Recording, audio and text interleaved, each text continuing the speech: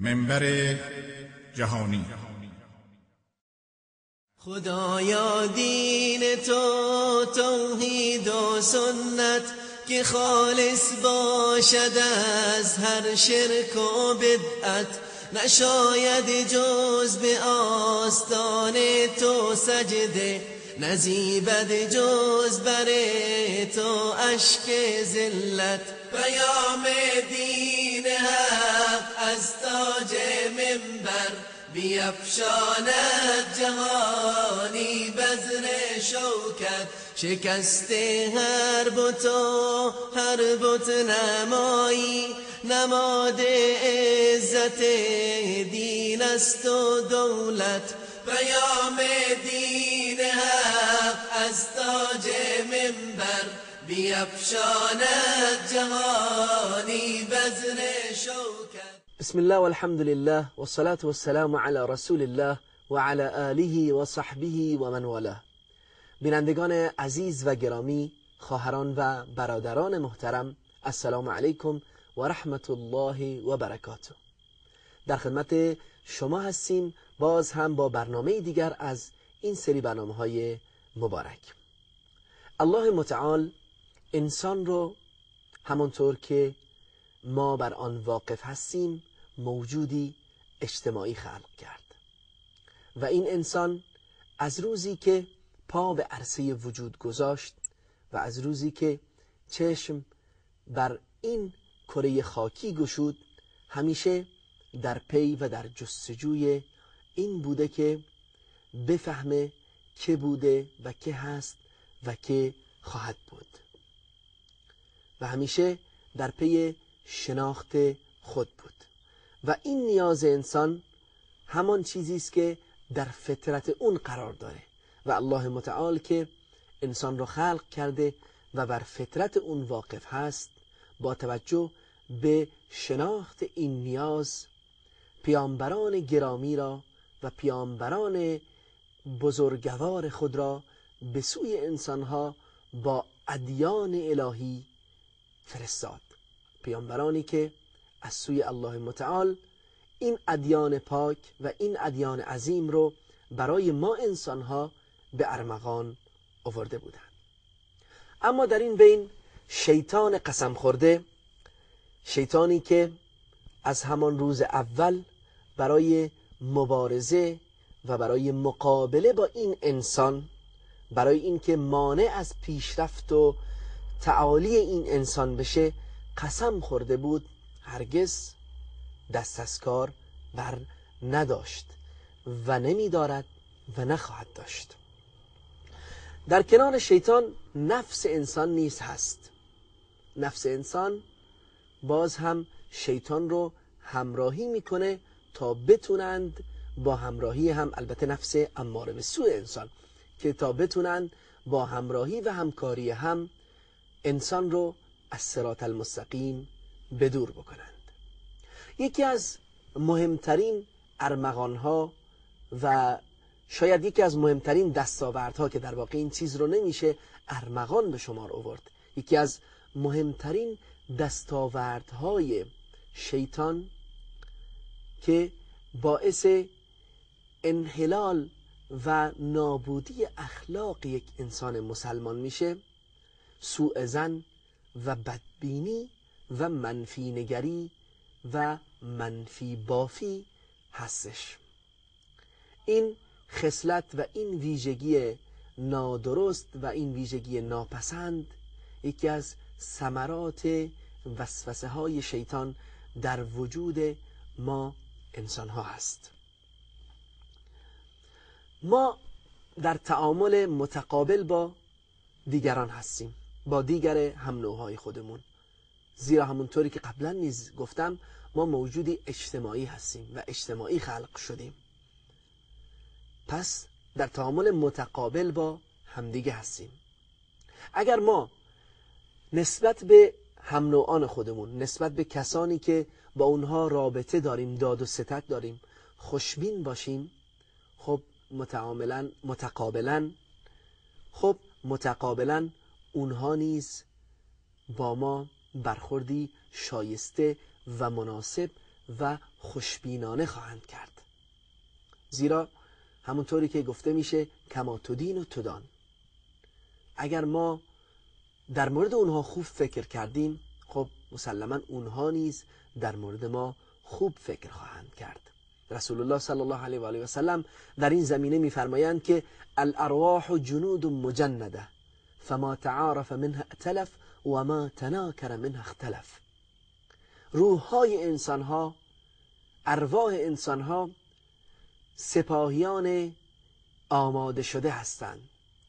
اونها رو به سپاهیان تشبیه کرده رسول الله صلی الله علیه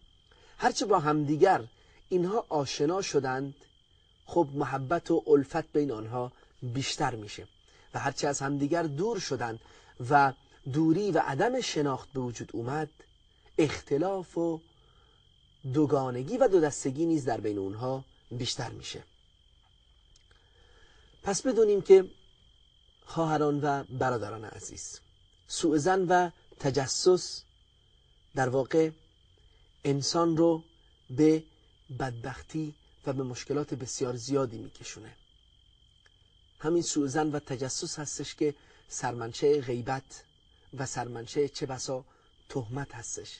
زیرا هنگامی که ما در زندگی شخصی و در خصوصیات افراد دیگر و در مسائل فردی و خانوادگی اونها سوء ظن و تجسس میکنیم، میخواییم که از کارهای اونها سر در بیاریم، چه بسا ظنها و گمانهایی میبریم که هرگز اون مسائل در اونها نیست، اون اخلاق و اون آداب و اون چیزهایی که ما در ذهن و تصور خود خیال میکنیم در اونها وجود نداره و چه بسا اون رو بر زبان میاریم و اون رو نقل میکنیم که این خودش همانا غیبت و تهمت هستش. و تهمت و غیبت همونطور که میدونیم الله متعال در آیه های مختلفی از قرآن کریم و در احادیث مبارک رسول الله صلی الله علیه و سلم، رسول الله نیز از این کارها و از این در واقع خصلت‌های ناپسند منع کرده. الله متعال در این زمینه می‌فرماید یا ایها الذین آمنوا اجتنبوا كثيرا من الظن إن بعد الظن إثم ولا تجسسوا ولا يغتب بعضكم بعضا. الله متعال در این آیه مبارکه که در سوره حجرات هستش میفرمایند که ای کسانی که ایمان آورده اید، از ظن و گمان به شدت دوری کنید. به درستی که بسیاری از این ظنها و گمانها گناه هستند و تجسس نکنید. ولا یغتب بعضکم بعضا، و در ادامه نکنید بعد از تجسس الله متعال میفرمایند که یکی از شما یا بعضی از شما بعضی دیگر را غیبت نکند. زیرا ظن و گمان بد باعث میشه که انسان در زندگی و در کارهای فردی افراد دیگر مداخله و تجسس بکنه، چیزی که به اون هرگز ربطی نداره.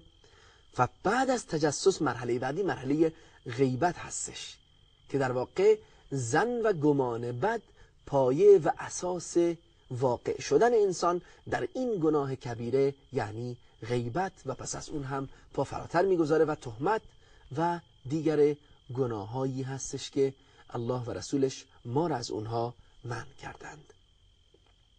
رسول الله صلی الله علیه و سلم نیز در این زمینه ما رو بی بهره نگذاشتند و احادیث و راهکارهایی بسیار مفید و سودمند رو در این زمینه به ما توصیه کردند.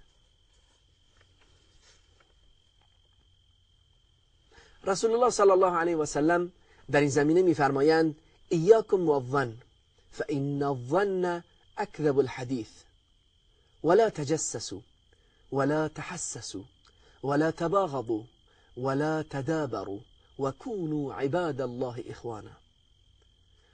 شما رو از ظن و گمان بد برحذر باشید، به درستی که ظن و گمان دروغ ترین سخن هاست. و تجسس نکنید و در چیزهای خصوصی همدیگر، در کارهای خصوصی همدیگر، در زندگی خصوصی همدیگر مداخله و جستجو نکنید در چیزهایی که به شما ربط نداره و بغض و کینه همدیگر رو به دل نگیرید و به همدیگر پشت نکنید و با هم برادر و بنده مطیع و فرمانبردار الله باشید. به گونه‌ای که با هم برادر هستید بنده مطیع و فرمانبردار الله باشید. این فرامین و این راهکارها و این راهنمودهای مبارک رسول الله صلی الله علیه و سلم هستش که اگر ما واقعا به اونها پایبندی و التزام داشته باشیم، باور کنید هرگز در خانواده هامون، هرگز در دوستی هامون، هرگز در روابط بین همدیگر، در روابط بین همسایه ها، در روابط بین دو دوست، در بین زن و شوهر، در بین فامیل دچار مشکل و اختلاف نخواهیم شد. متاسفانه امروزه بسیاری از مشکلات خانوادگی، مشکلات اجتماعی، مشکلات بین زن و شوهر در اثر همین گناه ها و همین معصیت ها و همین اخلاق ناپسندی است که قرآن و سنت ما را از اونها برحذر داشتند. میبینیم که اینجا رسول الله صلی الله علیه و آله و سلم زن و گمان رو اکذب الحدیث نامیده است، دروغ ترین سخنها. چرا؟ چون که هنگامی که ما در واقع ظن و گمانی رو نسبت به برادرمون میبریم که از اون هیچ اطلاعی نداریم، هیچ اطمینانی از صحت اون مسئله و اون مورد نداریم، به مجرد ظن و گمان یک چیز رو در دل خودمون به وجود میاریم. بعد از اون رو از دل بیرون آورده و منتقل میدیم به افراد دیگه.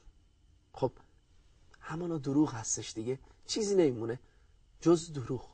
چون اگر ما هیچ اطلاعی نداریم، به مجرد شک، به مجرد ظن، به مجرد گمان، به مجرد وهم اومدیم یک چیزی رو، یک قضیه‌ای رو برای خودمون تصور کردیم، سپس آن رو منتقل کردیم به دیگران، خب این همانا دروغ هستش، دروغی که بارها ما رو الله و رسولش در قرآن و سنت منع کردن. اما سوء ظن عواقب بسیار وخیمی رو در بر داره که این عواقب نه تنها به خود شخص بلکه به دیگران و به مجتمع و به خانواده اون هم سرایت میکنه. انسانی که دچار بدبینی و منفی بافی و سوء ظن هستش قبل از همه به خودش ضرر میرسونه، چون دیدش نسبت به دیگران یک دید منفی هست. یک انسانی منزوی و گوشه‌گیر به وجود میاد. این شخص منزوی و گوشه‌گیر خواهد شد، زیرا هنگامی که میخواهد در بین مردم و در بین جامعه باشه، با اون زنها و گمانهای بدش خیال میکنه که اونها همه در مورد اون حرفهای بد میزنن، تصورات و دید بدی نسبت به اون دارن، چون در واقع خودش بدبین هست نسبت به اونها. خب به همین خاطر سعی میکنه که با مردم نباشه و گوشه‌گیر میشه و توخوری میکنه، همیشه با خودش کلنجار میره و همیشه با خودش در حال جنگ و جدال هستش.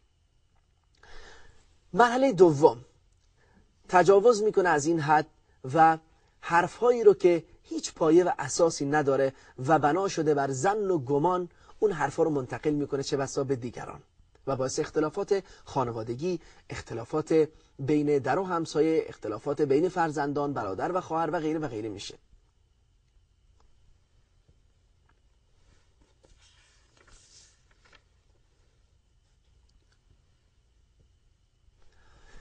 برادران و خواهران عزیز، دین مبین اسلام دین میانه‌رو و وسطیت و اعتدال هستش. به همین خاطر ما رو امر کرده که در این زمینه، یعنی در زمینه خوشبینی و بدبینی نیز راه وسط و میانه رو در پیش بگیریم.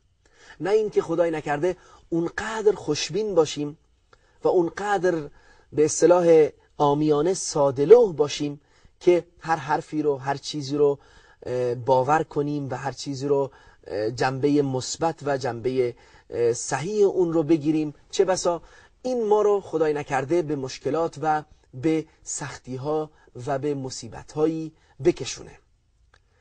و نه اینکه خدای نکرده اونقدر منفی نگر و منفی باف و سوء ظن داشته باشیم که باز هم همونطور که گفتم ما رو دچار انزوا، ما رو دچار دروغگویی، ما رو دچار تهمت و غیبت به دیگران بکنه. پس ما باید راه وسط و میانه و اعتدال رو در پیش بگیریم، همونطوری که دین مبین اسلام دین میانه روی و وسطیت و اعتدال هست و ما نیز امت وسط و امت میانه نامیده شده ایم. بله بینندگان و عزیزان من، پس این بود راهنمایی ها و راهکارهای این دین عظیم در مورد این معضل و این صفت ناشایست اخلاقی که امیدواریم الله متعال همه ما و شما رو از این صفت و از این ویژگی ناپسند مسئول و محفوظ بداره. و آخر دعوای ان الحمد لله رب العالمین. خدایا دین تو توحید و سنت که خالص باشد از هر شرک و بدعت، نشاید جز به آستان تو سجده، نزیبد جز بر تو اشک ذلت. پیام دین حق از تاج منبر بیفشاند جهانی بزر شوکت، شکست هر بت و هر بت نمایی، نماد عزت دین است و دولت.